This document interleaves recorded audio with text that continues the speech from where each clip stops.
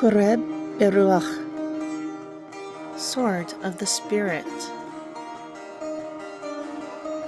Interpreted and narrated by Wendy. BeRashit, Genesis, chapter 10.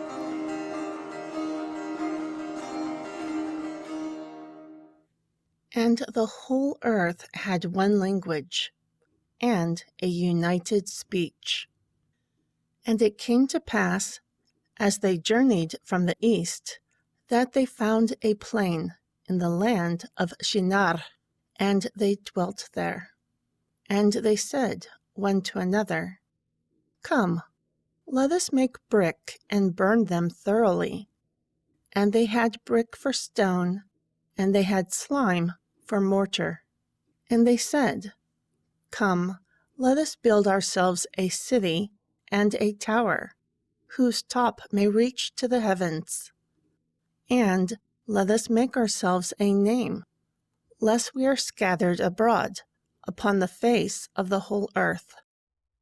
Then 𝐉𝐄𝐄 came down to see the city and the tower, which the descendants of the Adam built.